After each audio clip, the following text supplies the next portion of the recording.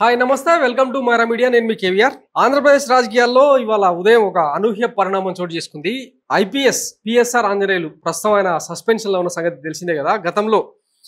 triple R అంటే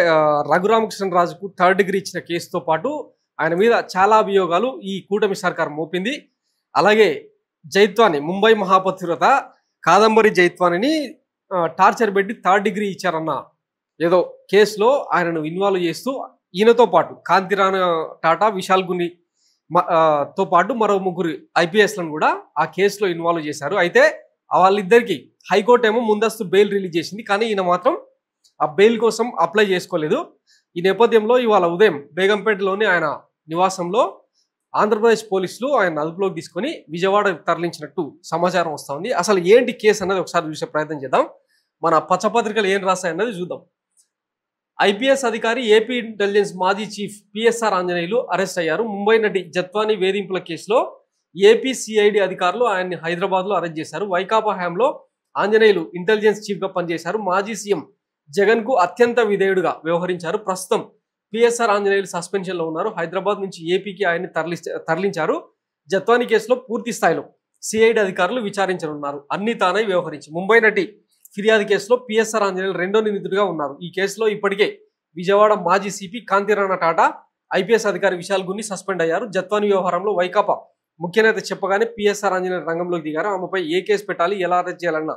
విషయాలన్నీ కూడా తానే చూస్తున్నారు ప్రణాళిక సిద్ధంగానే వైసీపీ నేత కుక్కల విద్యాసాగర్ను పిలిపించి జత్వానికి వ్యతిరేకంగా ఫిర్యాదు చేయించారు తన ఆస్తిపై ఆమె తప్పుడు ఒప్పంద పత్రాలు సృష్టించి ఇతరులకు విక్రయించినట్టు ఇబ్రహీంపట్నంలో విద్యాసాగర్ ఫిర్యాదు చేశారు ఆ తప్పుడు ఫిర్యాదు ఆధారంగా జత్వాని ఆమె తల్లిదండ్రులు పోలీసులు అరెస్ట్ చేశారు ముంబై వెళ్లి జత్వాని ఆమె తల్లిదండ్రులను అరెస్ట్ చేసి విజయవాడకు తరలించడం రిమాండ్కు పంపడం తదితర వ్యవహారాలను కాంతిరాణ విశాల్ గుని పర్యవేక్షించారు కూటమి ప్రభుత్వం ఏర్పడిన తర్వాత వైకాపా హయాంలో అధికారులు తమ పట్ల వ్యవహరించిన తీరుపై జత్వాని ఫిర్యాదు చేశారు తప్పుడు కేసులు తీవ్రంగా వేధించారని పేర్కొన్నారు ఆమె ఫిర్యాదుతో విద్యాసాగర్తో పాటు పిఎస్ ఆంజనేయులు కాంతిరాణ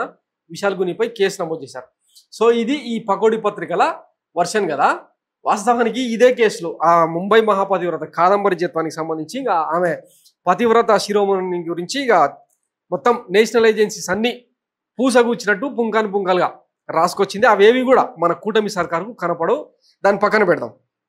ఇకపోతే ఆ జత్వానికి న్యాయం చేసే క్రమంలో మన కూటమి సర్కారు అత్యుత్సాహం అప్పట్లో పెద్ద చర్చనీయాంశం అనమాట ఆమెకు సపరేట్ చార్టెడ్ ఫ్లైట్ పెట్టి 5 స్టార్ హోటల్లో అకామిడేషన్ ఇచ్చి ఇక రాజమర్యాదలు అనమాట ఎందుకంత అత్యుత్సాహం ఇదే కేసులో ఈ జైత్వాని తనను బెదిరించి లొంగ తీసుకునే ప్రయత్నం చేసింది ఇంకా ఏమేమో చెప్పింది కదా మెటర్నిటీ ప్యాడ్స్ కూడా వాడకుండా పీరియడ్స్ ఉన్న టైంలో కూడా తనను చాలా తీవ్రంగా ఇబ్బంది పెట్టిందని చెప్పి జిందాల్ మీద ఆరోపణలు చేసింది కదా ఇప్పుడు ఆ జేఎస్డబ్ల్యూ జిందాల్ సిమెంట్ ఫ్యాక్టరీ ఏదైతే ఉందో మహారాష్ట్రకు వెళ్ళిపోయింది అనమాట ఇంచుమించు 3 లక్షల కోట్ల పెట్టుబడులతో జేఎస్డబ్ల్యూ సిమెంట్స్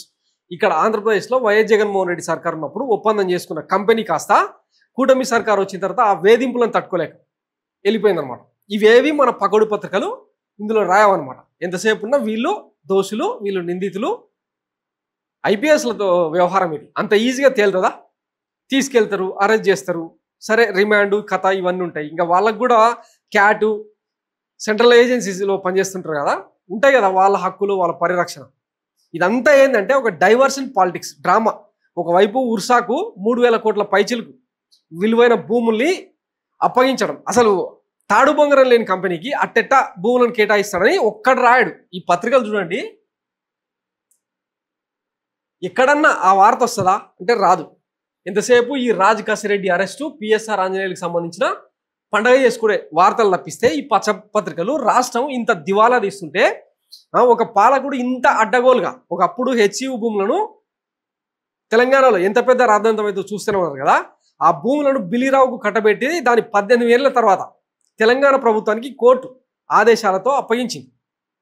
మన బాబు గారి కేటాయింపులు ఆయన విజనరీ ఆయన చాణక్యం ఎట్లుంటుందో ఇంకా ఆ కేసు సజీవ సాక్ష్యం సేమ్ అట్లాంటిదే ఈ ఉర్సా కుంభకోణం మరి దాని గురించి ఈ పత్రికలు రాయవేందుకు ఎందుకంటే ఇవన్నీ డైవర్షన్ డ్రామాలు అనమాట పెద్ద పెద్ద వికెట్లను అరెస్ట్ చేస్తే